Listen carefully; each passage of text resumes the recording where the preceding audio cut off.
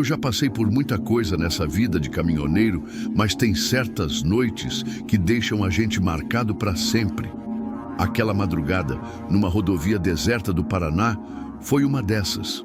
Eu estava rodando fazia horas, tentando entregar uma carga antes do prazo estourar. O sono pesava, mas parei no posto anterior, tomei um café forte e segui viagem. Já eram quase 2 da manhã e a estrada estava vazia. Só eu, os faróis do caminhão cortando a escuridão e o zunido dos pneus no asfalto. Se tem uma coisa que todo caminhoneiro sabe, é que dirigir de madrugada é um teste de resistência. O silêncio parece maior, cada sombra na beira da estrada parece algo esquisito e a mente começa a pregar peça. Eu estava cansado, mas alerta. Não podia vacilar. Foi então que notei algo estranho no acostamento. No começo, achei que fosse coisa da minha cabeça, mas à medida que fui me aproximando, vi com clareza um vestido roxo largado no chão. Passo por tanta coisa na estrada que no início nem dei muita atenção. Podia ser alguém que perdeu de um carro em movimento. Só que logo à frente, um par de sapatos femininos. E mais adiante, um macacãozinho de bebê, bem no meio da pista. Um arrepio percorreu minhas costas. Isso não era normal. Alguém deve ter passado por ali e derrubado essas coisas. Ou tinha algo muito errado acontecendo. Diminuí a velocidade pensando no que fazer. Minha primeira reação foi seguir viagem e ignorar. Mas e se alguém precisasse de ajuda? Sei lá, podia ter acontecido um acidente, alguém podia ter sido atacado, abandonado ali. Encostei o caminhão no acostamento, liguei o pisca-alerta e peguei o celular. A lanterna era fraca, mas o suficiente para iluminar as roupas jogadas. O vestido parecia recente, não estava sujo de lama, nem rasgado. O macacão infantil, cara, aquilo me deu um nó na garganta. Quem, em sã consciência, deixaria roupas de criança jogadas no meio de uma estrada deserta naquela hora? O silêncio da noite ficou pesado. Meu coração começou a bater mais rápido. Olhei ao redor, tentando enxergar além do facho de luz da lanterna. Mas a escuridão da mata engolia tudo. Foi aí que eu ouvi o primeiro barulho. Um estalo seco, como um galho quebrando, vindo da mata à minha esquerda. Depois, outro, do lado direito. Minha respiração travou. Era como se algo, ou alguém, estivesse se movendo na escuridão, cercando o caminhão. E então vieram os gritos. Gritos de crianças. Fiquei paralisado. O som era distante, abafado, mas claramente vindo da floresta. Meus instintos gritavam para eu entrar no caminhão e sair dali, mas e se fossem crianças de verdade? Meu coração batia tão forte que eu conseguia sentir o sangue pulsando nos ouvidos. Os gritos continuavam, meio irregulares, como se as crianças estivessem desesperadas. Socorro! Alguém me ajuda! A voz parecia de uma menina, mas era estranha. Tinha algo nela que não soava natural. Mesmo assim, parte de mim dizia que eu precisava fazer alguma coisa. Engoli em seco e dei um passo para trás, ainda segurando o celular. Apontava a lanterna para frente, mas a luz era fraca e não alcançava muito além das roupas espalhadas na estrada. A floresta ao redor era um breu completo. Só sombras retorcidas de árvores balançando com o vento. Foi aí que ouvi mais um estalo, dessa vez bem perto. Minha nuca arrepiou. Tinha alguém ali. Não dava para ver, mas eu sabia que não estava sozinho. Meu instinto de sobrevivência entrou em ação. Sem pensar 2 vezes, virei e corri para o caminhão. Pulei para o banco do motorista e bati a porta com força, trancando tudo no mesmo instante. Respirei fundo e com as mãos trêmulas, liguei os faróis na direção dos gritos. O que vi fez meu estômago revirar. A luz forte dos faróis cortou a escuridão da mata e revelou silhuetas. 3, talvez 4 pessoas, escondidas entre as árvores. Elas estavam abaixadas, como se tentassem não ser vistas. Uma delas segurava um objeto retangular. Meu cérebro demorou 1 segundo para processar, mas então entendi. Era um alto-falante. Os gritos não eram reais. Meus músculos travaram por um momento. Isso não era um acidente, não era um pedido de socorro. Era uma armadilha. Eles queriam atrair alguém para dentro da mata. Na mesma hora, minha garganta secou e minha mente gritou uma única coisa: sai daqui agora! Soltei o freio de mão e ia acelerar quando um estrondo me fez pular no banco. Algo pesado bateu contra a lateral do caminhão, do lado do passageiro. O vidro trincou, formando uma teia de rachaduras. Minha respiração falhou. Eles tinham jogado alguma coisa contra mim. Não esperei para descobrir o que era. Pisei fundo no acelerador e o caminhão rugiu pela estrada, deixando aquela cena para trás. Meu coração parecia que ia explodir no peito. As mãos suavam no volante, mas eu não tirava o pé do acelerador. O caminhão avançava pela estrada vazia e eu olhava pelo retrovisor a cada 2 segundos, esperando ver alguma coisa me seguindo. Mas a escuridão atrás de mim era absoluta. Minha mente ainda tentava processar o que tinha acabado de acontecer. Alto-falantes, roupas na estrada, pessoas escondidas na mata. O que quer que fosse aquilo, não era só um susto. Eles estavam preparados. Tinham um plano. E eu quase caí. Depois de alguns minutos, vi uma placa indicando um posto de gasolina a 3 quilômetros. Respirei fundo e segui para lá, sem reduzir a velocidade. Quando finalmente vi as luzes do posto surgindo no horizonte, foi como se meu corpo todo relaxasse de uma vez. Encostei o caminhão no canto do pátio e desliguei o motor. Meu peito subia e descia rápido. Fiquei ali por alguns segundos, só respirando, até conseguir pegar o celular com as mãos ainda trêmulas. Disquei 190. Polícia, qual a emergência? A voz do atendente soou calma, mas eu estava longe de me sentir assim. Cara, eu acabei de escapar de uma emboscada na rodovia. Minha voz saiu mais alta do que eu esperava. Expliquei tudo o que aconteceu, cada detalhe. O policial ouviu em silêncio e, quando terminei, ele soltou um suspiro pesado. O senhor fez bem em não sair do caminhão. Já recebemos outros relatos parecidos nessa rodovia, mas nunca pegamos os responsáveis. Vamos enviar uma viatura para averiguar. Fiquei um tempo parado ali no caminhão, olhando para o vazio. A adrenalina ainda corria no meu sangue, mas uma coisa era certa. Naquela noite, eu aprendi uma lição que nunca mais vou esquecer. Na estrada, o perigo pode estar onde a gente menos espera.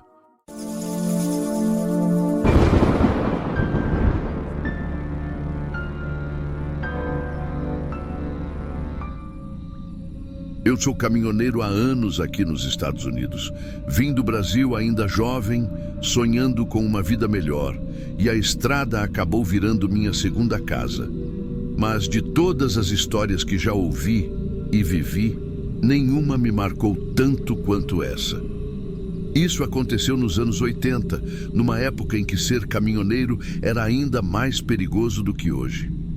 A gente viajava longas distâncias, dormia dentro do caminhão e dependia da boa vontade de desconhecidos. Mas foi naquela rodovia da Pensilvânia que o terror se instalou. Os boatos começaram como qualquer outro. Cuidado, estão matando caminhoneiros por aí.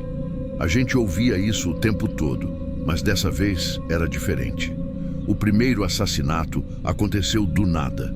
Um motorista foi encontrado morto dentro da própria cabine, um tiro seco na cabeça, sem sinais de luta. A polícia achou que fosse um assalto, mas nada parecia ter sido levado. A notícia correu rápido entre nós. Paradas de caminhoneiros viraram centros de especulação. Ninguém sabia ao certo o que estava acontecendo, mas todo mundo sentia aquele frio na espinha ao estacionar para dormir. Eu lembro bem do medo que começou a tomar conta da gente. Cada um reagia de um jeito. Alguns passaram a dormir com a arma no colo, outros evitavam parar sozinhos, mas nada podia nos preparar para o que ainda estava por vir. O tempo passou, e quando a gente começou a esquecer daquele primeiro assassinato, outro aconteceu. Mesma rodovia, mesma forma. Um caminhoneiro dormindo na cabine, um tiro direto na cabeça. Dessa vez, o medo tomou proporções diferentes. Não dava mais para ignorar. O que antes era só um rumor virou um pesadelo real. Começamos a trocar informações, tentando encontrar alguma conexão entre as vítimas. Mas o único padrão era o fato de estarem sozinhos e vulneráveis. A polícia não sabia o que fazer. A investigação empacou. Mas então veio o terceiro assassinato. O golpe final para a gente entender que aquilo não era obra do acaso. Foi então que começaram os boatos. É um fantasma, diziam alguns. É um serial killer, afirmavam outros. Seja lá o que fosse, ninguém queria ser o próximo. Eu mesmo cheguei a pensar em evitar aquela estrada. Mas a verdade é que, como muitos, eu precisava dela para sobreviver. Eu tinha contas para pagar, uma família para sustentar. E era isso que fazia a gente continuar, mesmo com medo. Só que o pior ainda estava por vir. Depois do terceiro assassinato, a rodovia da Pensilvânia virou um verdadeiro campo minado para os caminhoneiros. Muitos pararam de viajar por lá. Mas alguns, como eu, não tinham essa opção. Se quisesse manter meu trabalho, tinha que enfrentar aquele medo.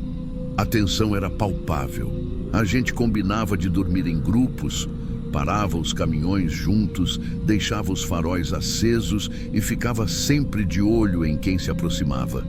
Mas mesmo com todas essas precauções, a sensação de estar sendo caçado nunca ia embora. Foi então que algo inesperado aconteceu.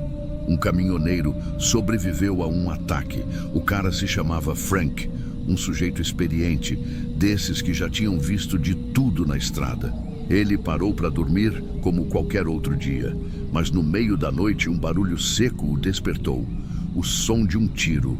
Mas por algum milagre, a bala apenas roçou sua cabeça, deixando-o atordoado, mas consciente. E foi aí que ele fez algo que talvez tenha salvado sua vida. Fingiu estar morto. Ele ouviu passos se aproximando, sentiu o cheiro forte de pólvora misturado com óleo diesel e então escutou uma voz rouca, quase casual, como se estivesse pedindo um café na lanchonete. Dinheiro. Onde está o dinheiro? Frank se segurou para não respirar fundo. O homem revirou a cabine, puxou sua carteira, pegou o que queria e sumiu na escuridão. Assim que teve certeza de que estava sozinho, Frank pegou toda a força que tinha e dirigiu até a delegacia mais próxima. E foi aí que tudo começou a mudar. A sobrevivência de Frank virou o jogo. Agora, a polícia tinha um testemunho real. O que mais chocou todo mundo foi o detalhe que Frank revelou. O assassino atirava primeiro e perguntava por dinheiro depois. Isso não fazia sentido. Se fosse um ladrão, ele deveria render a vítima antes, certo? Mas não. Esse cara matava primeiro, sem hesitação. A descrição que Frank deu também ajudou. Um homem de meia idade, voz rouca, vestindo roupas simples, sem nenhum detalhe que chamasse atenção. Isso tornava tudo ainda mais assustador. Ele poderia ser qualquer um. A polícia começou a investigar de forma mais agressiva. O detalhe do dinheiro fez com que eles rastreassem os pertences roubados das vítimas. E foi assim que encontraram a primeira pista concreta: um relógio. Um dos caminhoneiros assassinados sempre usava um relógio de bolso, algo de grande valor sentimental para ele. Esse mesmo relógio apareceu alguns dias depois em uma loja de penhores na Pensilvânia. Os policiais interrogaram o dono da loja, que se lembrou do homem que trouxe o relógio. E foi assim que eles chegaram ao nome: John Wesley Weibel. Quando foram atrás dele, encontraram mais pertences das vítimas. Não tinha mais escapatória. Weibel foi preso. E o que ele confessou fez o sangue de todo mundo gelar. Quando a polícia finalmente colocou as mãos em John Wesley Weibel, a comunidade de caminhoneiros respirou aliviada, mas só até ouvirem o que ele tinha a dizer. No interrogatório, Weibel não hesitou, não tentou negar, não demonstrou remorso, simplesmente confessou tudo. Sim, eu matei aqueles caminhoneiros. O jeito frio com que ele falou Fez até os policiais trocarem olhares desconfortáveis. Weibel explicou sua tática, como se estivesse contando algo banal. Esperava os caminhoneiros dormirem, atirava primeiro e depois pegava o que precisasse. Um dos detetives perguntou por que ele não simplesmente assaltava as vítimas sem matá-las. Porque assim é mais fácil. Mortos não reagem. Simples assim. A verdade veio à tona. Weibel não era um serial killer no sentido clássico. Ele não matava por prazer, não queria fama. Era só um ladrão preguiçoso e covarde que preferia eliminar qualquer possibilidade de resistência antes de cometer o roubo. Ele tinha um padrão. Atacava de madrugada, sempre em locais mais isolados da rodovia. Usava uma arma pequena, um revólver simples, mas mortal. Pegava dinheiro, objetos de valor, às vezes até comida. Depois, sumia na noite como se nada tivesse acontecido. O mais assustador: se Frank não tivesse sobrevivido, talvez Weibel continuasse matando por anos sem ser pego. Mas agora ele estava ali, prestes a encarar sua sentença. O julgamento de John Wesley Weibel foi rápido. As provas eram esmagadoras, a confissão foi direta e ninguém tinha dúvidas do que ele merecia. Ele foi condenado à cadeira elétrica. Os caminhoneiros que viveram meses de terror na estrada finalmente podiam descansar um pouco mais tranquilos. Mas a verdade é que aquilo mudou tudo para sempre. Depois dessa onda de assassinatos, a forma como caminhoneiros viajavam mudou completamente. Muitos começaram a dormir em grupos, estacionando lado a lado nas paradas de descanso. Outros passaram a andar armados, garantindo que, se algo acontecesse, poderiam se defender. O medo nunca desapareceu por completo. Alguns veteranos da estrada ainda dizem que sentem um arrepio ao passar por certos trechos daquela rodovia. Seja pela lembrança dos amigos perdidos, seja por algo mais, algo que nunca foi embora dali. E até hoje, se você conversar com algum caminhoneiro mais antigo nos Estados Unidos, talvez ele ainda conte essa história. Afinal, algumas marcas nunca desaparecem da estrada.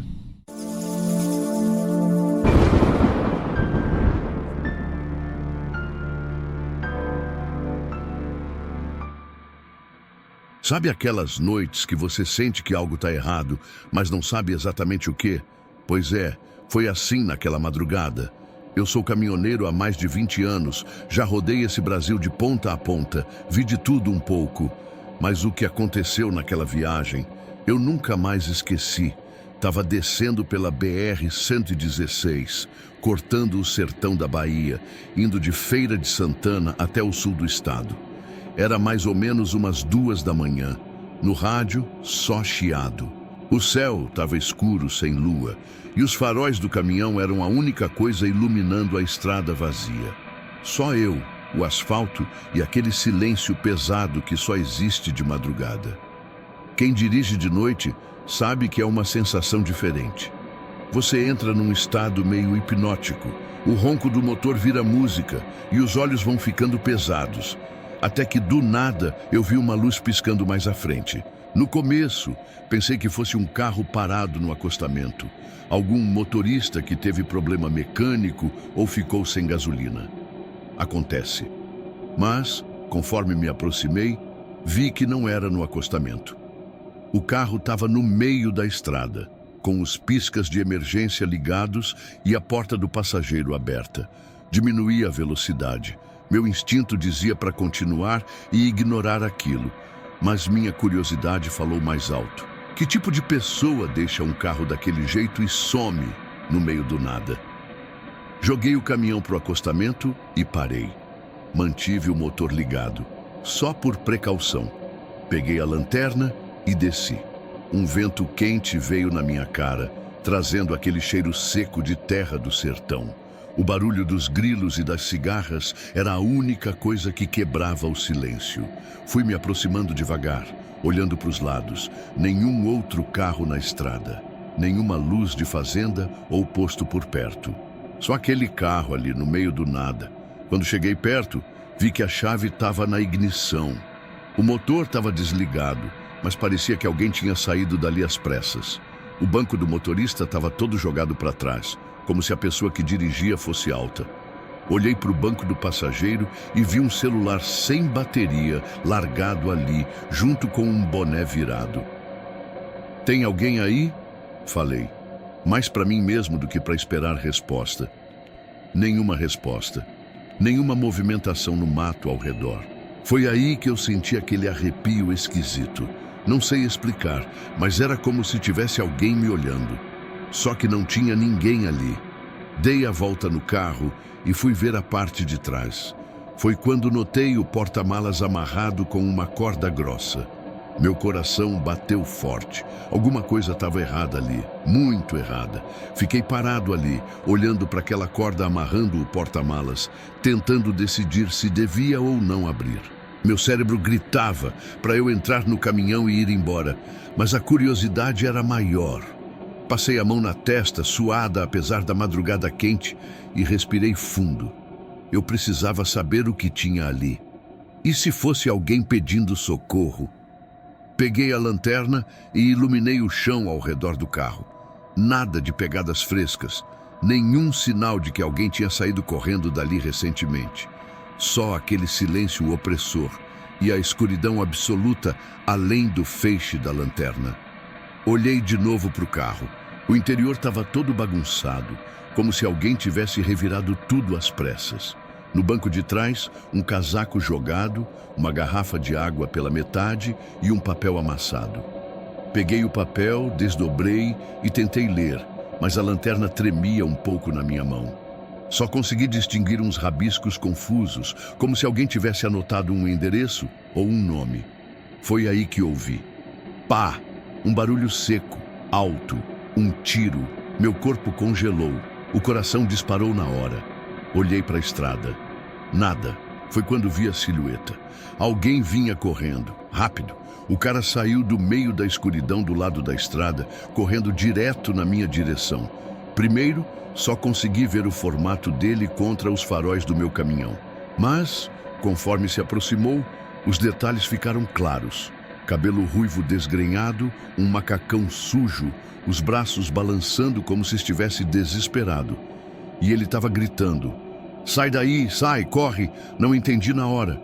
Meu cérebro ainda estava tentando processar se ele era o dono do carro, se estava fugindo de alguma coisa ou se ele era o perigo. Mas não dava tempo para pensar. O cara apontou direto para o porta-malas e gritou de novo: "Não abre! Não abre essa por!" Foi aí que eu me liguei. Tava na hora de sair dali. Dei meia volta e corri para o caminhão. Quando bati a porta e girei a chave na ignição, olhei pelo retrovisor.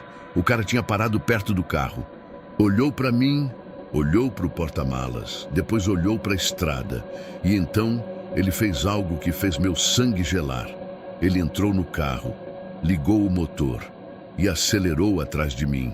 Minha mente demorou uns segundos para processar o que estava acontecendo. O cara não só tinha aparecido do nada, como agora estava me perseguindo. Acelerei o caminhão com tudo. O motor roncou alto, os pneus cantaram no asfalto quente e eu joguei o volante para a direita, voltando para a pista principal.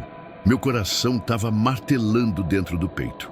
Olhei pelo retrovisor e vi os faróis do carro dele colados em mim. O que ele queria? Se ele fosse a vítima, por que estava me perseguindo? Se fosse o culpado, por que não fugiu pelo mato, em vez de vir atrás de mim? Ele começou a piscar os faróis e buzinar, como se quisesse que eu parasse. "De jeito nenhum, meu irmão", murmurei, segurando firme o volante. Não ia cair nessa. Seja lá o que fosse, eu não ia parar. Joguei o caminhão na pista da esquerda, tentando ganhar distância. Mas a estrada era reta, sem curvas, sem refúgio. E o carro dele, mais leve, estava alcançando rápido. Foi quando ele jogou o carro para o lado, ameaçando me fechar. Minha perna pesou no acelerador. Eu precisava de uma saída. Meus dedos tremiam enquanto eu tentava discar o 190. O celular escorregou, quase caiu no assoalho do caminhão. O carro do cara se aproximava cada vez mais. Os faróis piscavam sem parar.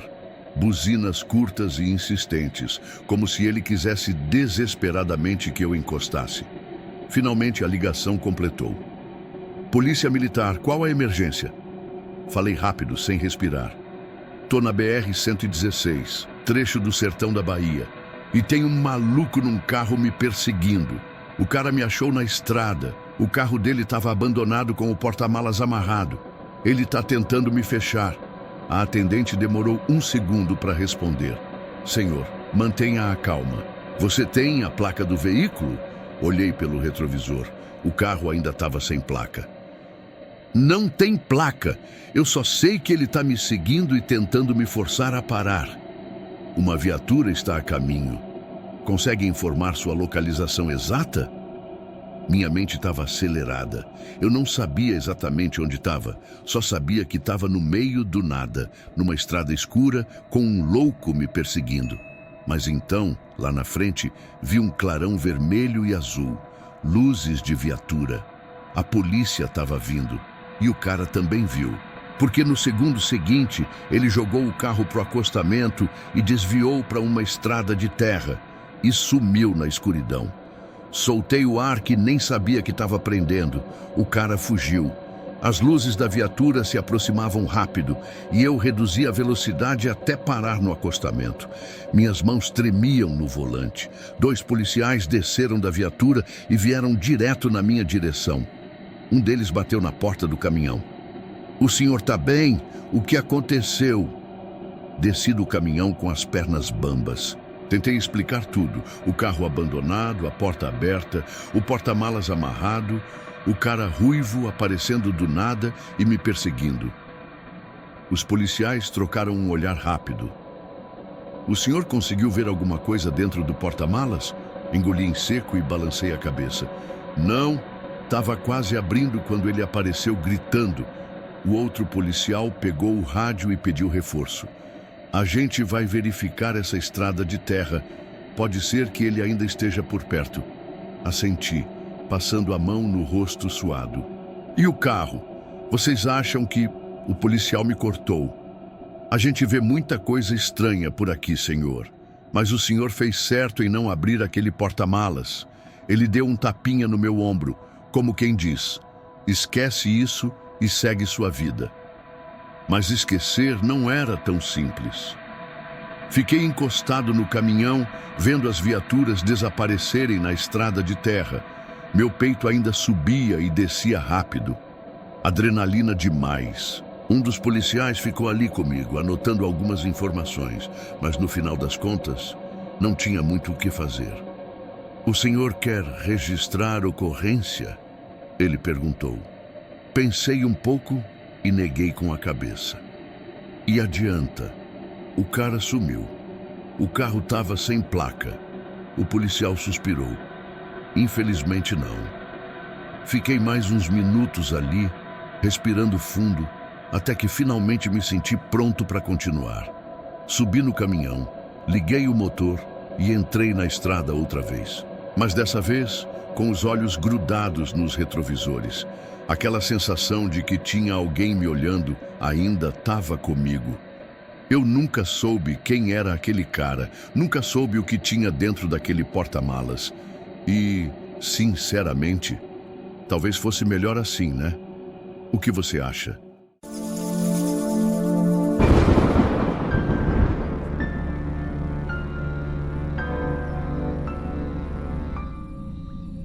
Eu nunca gostei muito de trabalhar no turno da madrugada. Não é que eu tivesse medo, mas sabe como é? A noite tem um jeito estranho de deixar tudo mais silencioso do que deveria. O posto onde eu trabalhava ficava na saída da cidade. Então, depois das 2 da manhã, quase ninguém passava por lá.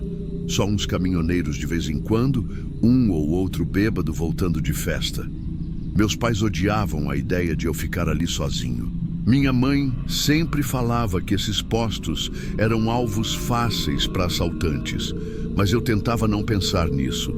O dinheiro era bom e eu precisava ajudar em casa. Aquela noite parecia ser só mais uma comum. O relógio marcava 2h50 e eu já estava começando a contar os minutos para o amanhecer. Tudo estava quieto, só o barulho do vento batendo nas placas do posto. Eu estava encostado no balcão da loja de conveniência, mexendo no celular para passar o tempo, quando ouvi a porta automática deslizar. Levantei o olhar e vi um homem entrando. Na hora, um arrepio estranho subiu pela minha espinha. O cara tinha uma aparência esquisita. Devia ter uns 40 e poucos anos, magro, barba rala e um boné velho cobrindo parte do rosto. Ele entrou devagar, sem olhar diretamente para mim, e começou a andar pelos corredores da loja, meio sem rumo. Até aí, tudo bem. Tem gente que é assim mesmo. Entra, dá uma olhada, compra alguma coisa e vai embora. Mas alguma coisa nele me deixou desconfortável. Ele não pegava nada, não parecia saber o que queria. Em vez disso, ele olhava disfarçadamente para mim, como se estivesse esperando alguma coisa. Meu coração começou a bater mais forte. Eu já tinha ouvido histórias de assaltos em postos de gasolina, e todos começavam desse jeito. Um cara entra, finge que está escolhendo algo e espera o momento certo. Minhas mãos começaram a suar. Eu tentei parecer tranquilo, mas cada segundo que passava, a sensação ruim só aumentava. O cara finalmente pegou uma garrafa de refrigerante e ficou segurando na mão, mas não vinha até o caixa.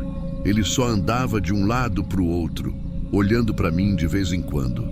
Foi quando a porta abriu de novo e um caminhoneiro entrou.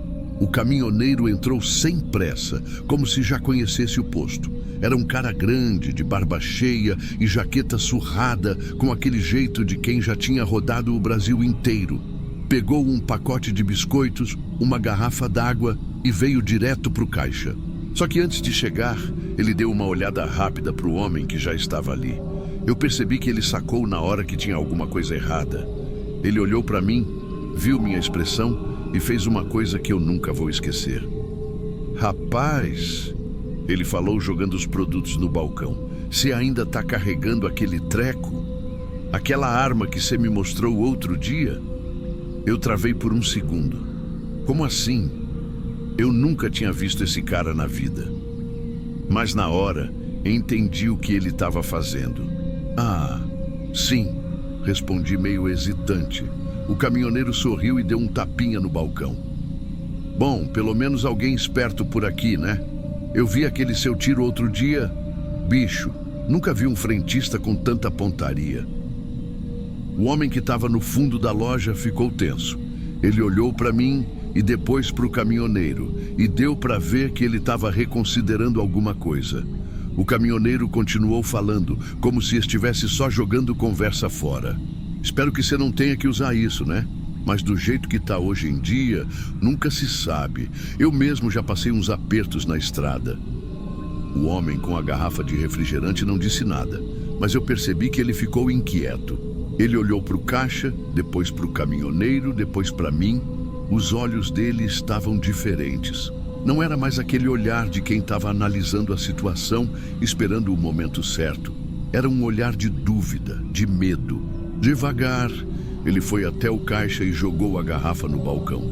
Só isso, murmurou tirando uma nota do bolso e evitando olhar para a gente. Eu passei a compra o mais rápido possível, entreguei o troco e fiquei ali, sem piscar.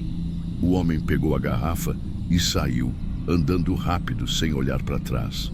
Assim que a porta se fechou, o caminhoneiro soltou um suspiro. Tá vivo aí, moleque? Eu nem tinha percebido que estava segurando a respiração. Soltei o ar devagar, sentindo meu coração ainda disparado no peito. O caminhoneiro riu baixo e deu um tapinha no balcão. Acho que ele não gostou da ideia de lidar com alguém armado, hein? Eu ri também, mas ainda meio nervoso.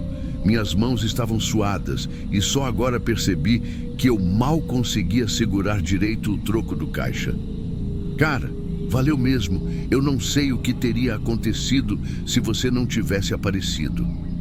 O caminhoneiro pegou a sacola com as compras e deu de ombros, como se não tivesse feito nada demais.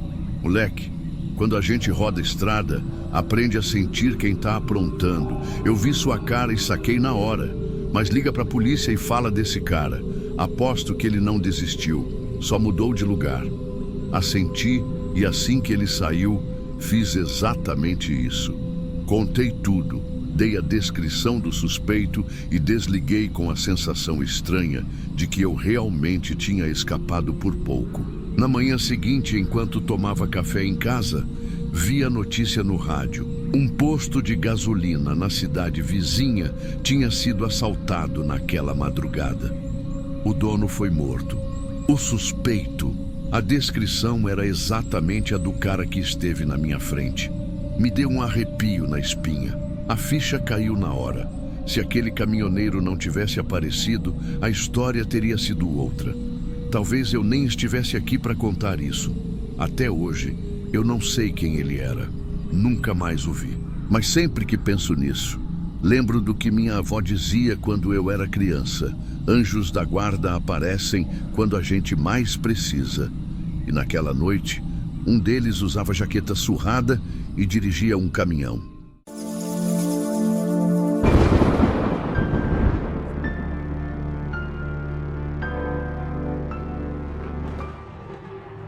Tem coisas que merecem ser contadas.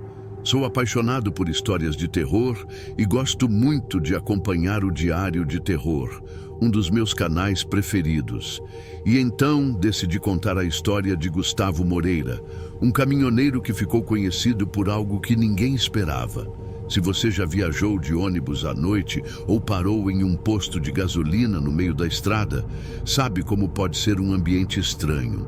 Lugares quase desertos, pessoas indo e vindo, sem que ninguém realmente preste atenção em ninguém. Era esse o mundo de Gustavo. Ele passou anos viajando pelo Brasil, dirigindo de um estado para outro, transportando cargas e conhecendo cidades pequenas que mal apareciam no mapa. Para ele, a estrada era mais do que um trabalho, era um refúgio. Sozinho na boleia do caminhão, ele tinha tempo para pensar, para observar. E com o tempo, para fazer coisas que ninguém deveria fazer. Ninguém suspeitava dele. Quem iria desconfiar de um caminhoneiro comum? Ele era mais um entre tantos, parando nos mesmos postos, dormindo nos mesmos lugares, seguindo a mesma rotina. Mas dentro dele, algo estava mudando. Ele mesmo disse depois que no começo nunca pensou que faria o que fez. Mas quando percebeu, já era tarde demais. Tudo começou em uma noite qualquer. Gustavo estava parado em um posto de gasolina, tomando um café. Ele observava as pessoas ao redor, como sempre fazia. Foi então que viu uma mulher sentada sozinha, mexendo no celular com uma mochila ao lado. Ele não sabe explicar o que aconteceu, mas algo nele fez com que se aproximasse e puxasse conversa.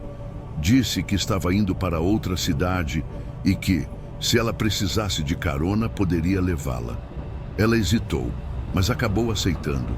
A estrada estava escura e os faróis iluminavam apenas alguns metros à frente. Eles conversaram um pouco no começo, mas depois o silêncio tomou conta. E então, sem avisar, Gustavo desviou para um caminho de terra, parou o caminhão e desligou o motor. A mulher estranhou e perguntou o que estava acontecendo. Foi quando ele se virou para ela e, sem pensar duas vezes, fez o que ninguém esperava. Depois do primeiro crime, ele achou que entraria em pânico, que se entregaria, que não conseguiria lidar com o que fez. Mas foi o contrário. Ele sentiu algo diferente, algo que não deveria sentir. E depois dessa noite, ele soube que faria de novo. Depois daquele primeiro crime, eu comecei a perceber uma mudança perturbadora. Conforme fui me aprofundando nos registros e ouvindo depoimentos, ficou claro que Gustavo não se abalou. Pelo contrário, parecia ter encontrado algo em si mesmo que o fazia agir de maneira fria e calculada. Eu me lembro de ler um trecho de um relatório policial que descrevia sua postura. Um homem comum, de olhar tranquilo, mas com uma inquietude que só se revelava nas suas ações. Com o tempo, ele passou a escolher suas vítimas de forma aleatória, em postos de gasolina, estradas solitárias e até mesmo nas pequenas cidades onde parava para descansar. Suas oportunidades surgiam sem aviso. Eu fiquei impressionado com o quão meticuloso ele se tornava a cada novo crime. Não havia um padrão exato, mas a frieza com que executava cada ato me deixava com um arrepio. Era como se, ao cometer o crime, ele se desligasse do mundo ao seu redor. O que mais me chamou a atenção foi a mudança interna que ele demonstrava. No começo, muitos acreditaram que ele poderia ter sido um caso isolado de insanidade momentânea. Mas, conforme as investigações avançavam, os peritos encontravam indícios de um comportamento repetitivo, quase como se ele estivesse procurando algo que nem ele mesmo sabia explicar. Era uma mistura de compulsão e uma sensação de poder, algo que fazia com que o frio da madrugada se misturasse com um calor estranho no coração dos investigadores. Enquanto eu revisava documentos antigos e falava com alguns que estiveram próximos do caso, a imagem de Gustavo se consolidava. Um homem que, na solidão das longas viagens, encontrava uma distorcida satisfação ao se sentir no controle de vidas alheias. Era assustador ver como algo tão comum podia se transformar em um pesadelo tão real. Nas minhas pesquisas, um episódio específico se destacou, marcando o último crime de Gustavo. Eu me lembro como se estivesse revivendo cada detalhe.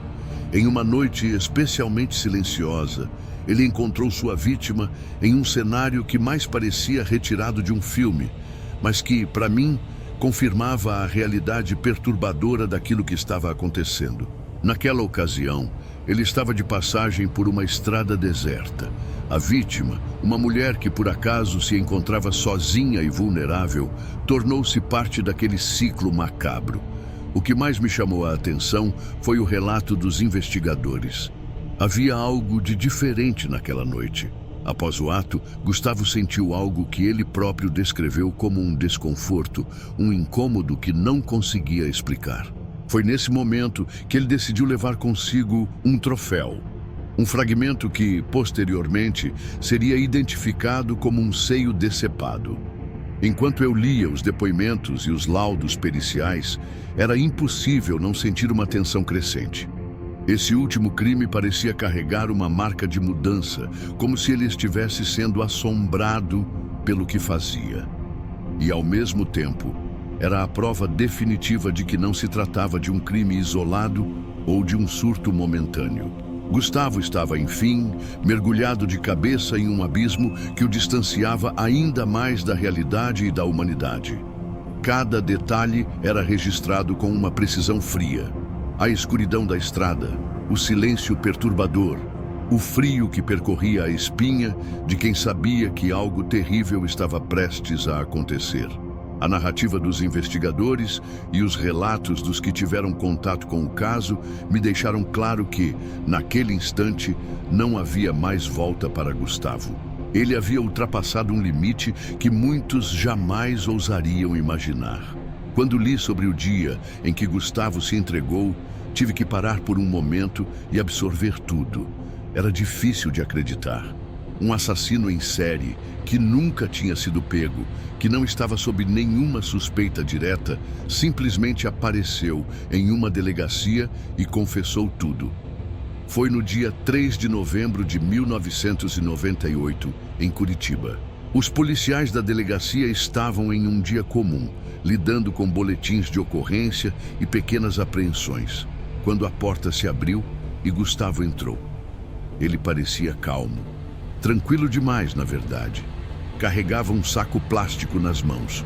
Caminhou até o balcão e, sem rodeios, disse que queria confessar uma série de assassinatos. A reação inicial dos policiais foi de incredulidade. Era comum aparecerem bêbados ou pessoas perturbadas querendo chamar atenção. Mas Gustavo não estava ali por brincadeira. Ele colocou o saco plástico sobre o balcão e o empurrou na direção dos agentes. Um dos policiais abriu o saco e, naquele instante, o ambiente mudou completamente. Lá dentro havia um pedaço de carne humana. Era o seio que ele havia arrancado de sua última vítima. O silêncio tomou conta da delegacia. Alguns policiais se afastaram, outros olharam para Gustavo, tentando entender o que estavam presenciando. Foi então que ele começou a falar. E quando ele começou, não parou mais. Ele descreveu tudo, com detalhes que ninguém queria ouvir. As viagens, as abordagens, os momentos finais de cada vítima. Ele falava como alguém que estava aliviado. Como se, ao confessar, estivesse se libertando de um peso que só ele carregava. Apesar da confissão chocante, o processo não foi tão simples quanto se poderia imaginar. Confessar um crime não significa que a justiça será imediata. E no caso de Gustavo, a investigação teve que ser minuciosa. A polícia precisava confirmar cada detalhe, encontrar provas, reconstruir a trajetória do assassino nas estradas do Brasil. Os anos passaram. Enquanto aguardava o julgamento, Gustavo foi submetido a diversos exames psiquiátricos. A grande questão era: ele era apenas um homem cruel ou havia algo mais? Seria um transtorno mental, um distúrbio, ou simplesmente alguém que, sem explicação, decidiu fazer o que fez? Os laudos foram conflitantes. Alguns especialistas acreditavam que ele tinha consciência total de seus atos e apenas gostava da sensação de poder. Outros achavam que ele tinha um transtorno grave, que poderia ser algo entre a psicopatia e uma desordem de identidade dissociativa. O julgamento foi longo, se arrastando por anos. Apenas em 2006 veio a condenação definitiva. Gustavo Moreira foi sentenciado à prisão e levado para um presídio de segurança máxima. Hoje, ele segue preso, sem qualquer previsão para a liberdade. O mais assustador desse caso, pelo menos para mim, é que ele nunca fugiu, nunca escondeu nada. Foi até a delegacia, entregou-se, confessou tudo. Mas até hoje ninguém sabe ao certo por quê. Até hoje, ninguém sabe exatamente por que Gustavo se entregou. Ele nunca deu uma explicação definitiva e os especialistas que analisaram seu caso ficaram divididos. Alguns acreditam que ele sentiu culpa, que o peso do que fez começou a corroê-lo por dentro, tornando insuportável continuar vivendo com aquele segredo. Outros dizem que foi o contrário. Ele queria reconhecimento, queria que todos soubessem do que era capaz. E se entregar foi a forma que encontrou de garantir que sua história não seria esquecida. O que mais me intriga é a frieza com que ele lidou com tudo. Ele não demonstrou arrependimento, não chorou, não tentou justificar suas ações. Apenas contou, detalhou, como se estivesse narrando a previsão do tempo. Essa falta de emoção é o que torna tudo ainda mais perturbador. Desde sua condenação, ele nunca mais deu entrevistas, nem falou sobre os crimes. Hoje, trancado em uma cela, ninguém sabe se ele ainda pensa no que fez ou se, para ele, tudo aquilo já ficou no passado. Mas uma coisa é certa: essa história é um lembrete assustador de que, às vezes, o verdadeiro horror não está em lendas ou filmes, mas em pessoas comuns. Pessoas que poderiam passar ao seu lado em um posto de gasolina, cruzar seu caminho em uma estrada deserta e que guardam segredos que ninguém poderia imaginar.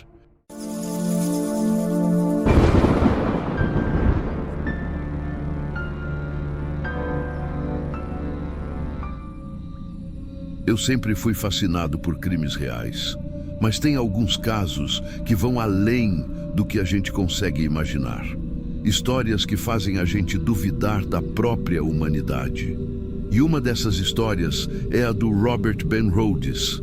Se você já ouviu falar desse nome, sabe que ele não era só mais um assassino. Ele transformou seu caminhão numa verdadeira câmara de tortura sobre rodas. Eu moro nos Estados Unidos há anos e aqui pegar carona não é tão incomum, principalmente nas estradas que cortam o país de ponta a ponta.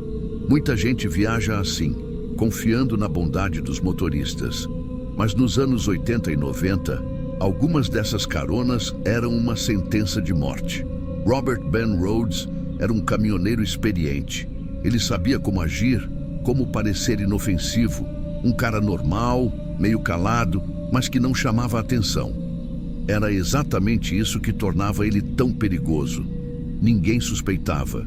O detalhe mais macabro: A cabine do caminhão dele era modificada. Não era só um espaço para dormir ou guardar bagunça. Era um verdadeiro cativeiro. Paredes revestidas para abafar o som, algemas fixadas na estrutura, luzes fracas e um cheiro de metal e suor no ar. Quem entrava ali, bom, dificilmente saía. E esse cara dirigia à noite, percorrendo estradas desertas, sempre à procura da próxima vítima. Imagina a cena. Um jovem casal viajando de carona, mochila nas costas, aproveitando a estrada. Um caminhão para no acostamento, o motorista abre a porta e pergunta para onde eles estão indo. A princípio, ele parece simpático. O tipo de cara que já viu de tudo na estrada, que tem histórias para contar. A conversa flui fácil e ele até faz piadas sobre a viagem. Os jovens relaxam, confiam nele, mas à medida que a estrada avança, alguma coisa muda. O tom de voz do motorista fica mais curto, as respostas mais secas. De repente, ele faz uma curva inesperada, saindo da rota principal. O casal pergunta, mas ele não responde. O clima pesa. O rapaz olha para a namorada, os dois percebem que algo está errado. Mas aí já era tarde. O barulho da porta trancando ecoa na cabine. Antes que possam reagir, ele puxa uma arma e manda que fiquem quietos. A partir dali, o jogo muda. Agora ele está no controle. As mãos tremem, a respiração acelera. A estrada some pelo retrovisor e tudo que resta é o silêncio cortante da cabine fechada. Você já sentiu aquele frio na barriga quando percebe que algo deu muito errado e não tem como voltar atrás? Foi exatamente isso que aconteceu com aquele casal dentro da cabine do caminhão de Robert Ben Rhodes. O silêncio era sufocante. Só se ouvia o ronco do motor e o barulho do asfalto passando rápido sob os pneus. A garota apertava a mão do namorado, tentando conter o pânico, mas ele sabia que não podia reagir. O caminhoneiro segurava uma arma e o olhar dele era o de alguém que já fez aquilo antes. Alguém que não sentia absolutamente nada. Fiquem quietinhos, se colaborarem, ninguém se machuca. Era mentira e eles sabiam. Ele dirigiu por mais alguns minutos até sair da estrada principal, entrando numa estrada de terra no meio do nada. Árvores de um lado, campo aberto do outro. O único ponto de luz era o caminhão. Quando parou, virou-se devagar para as vítimas. Agora desçam, sem gritos, sem esperneio. O namorado hesitou, mas o olhar dele encontrou o da garota e ele entendeu. Se tentasse alguma coisa, ela pagaria primeiro. Então, engoliu o desespero e obedeceu. Do lado de fora, o vento gelado da noite batia no rosto deles. Mas o que vinha a seguir era muito pior do que qualquer coisa que já tivessem sentido. Rhodes os algemou no para-choque do caminhão, os forçando a encarar a cabine iluminada. E então, ele começou a falar. Vocês vão aprender a obedecer. Vai ser uma longa noite. Se tem um nome que ficou marcado nessa história, é o de Regina K. Walters. Uma garota de apenas 14 anos, cheia de vida, cheia de sonhos, até cruzar o caminho do monstro da estrada. Ela e o namorado, Ricky, estavam viajando juntos quando aceitaram a carona errada. Assim como os outros, foram rendidos e levados para longe de qualquer chance de resgate. Mas o que aconteceu depois foi ainda pior. Dessa vez, Robert Ben Rhodes fez algo diferente. Ele separou o casal e Regina ficou viva por mais tempo. Tempo suficiente para que o assassino brincasse com ela. Ele a manteve prisioneira por semanas. A cada dia ele mudava as regras. Um dia deixava comida, no outro não. Um dia falava com ela como se fossem amigos, no outro ameaçava sua vida. Ele se alimentava do medo dela. E o pior, ele fotografava tudo. Foi assim que uma das imagens mais macabras da história criminal surgiu. Regina, vestindo um vestido preto, de pé, em um celeiro abandonado. O cabelo despenteado, o olhar de puro terror.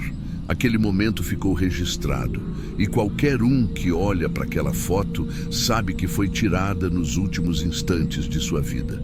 Porque pouco depois daquela foto, Rhodes tirou sua vida. E a história dela poderia ter ficado esquecida como tantas outras vítimas. Mas algo aconteceu, algo que mudaria tudo. Por anos, Robert Ben Rhodes percorreu as estradas dos Estados Unidos sem que ninguém suspeitasse. Ele era só mais um caminhoneiro entre milhares, sempre dirigindo na calada da noite, sempre atento à próxima vítima. Mas como todo assassino que se acha invencível, um dia ele cometeu um erro. Era 1990. Uma noite comum para qualquer patrulheiro rodoviário do Texas, até que um deles percebeu algo estranho. Um caminhão estava parado no acostamento com as luzes internas acesas. Aquilo chamou a atenção. O policial encostou ao lado do veículo e, ao se aproximar, percebeu que a cabine estava trancada. Ele bateu na porta. Nada. Bateu de novo, mais forte.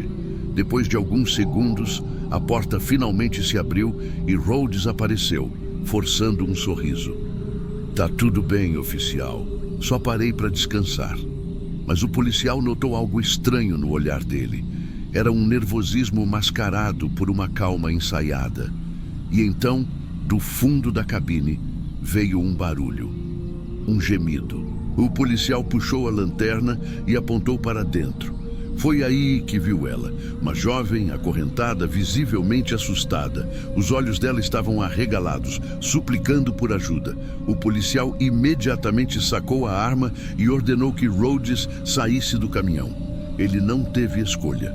Em questão de minutos, reforços chegaram e quando abriram a cabine por completo, descobriram algo muito pior do que imaginavam. Algemas presas ao teto, cordas, fitas adesivas, facas, um verdadeiro quarto de tortura móvel.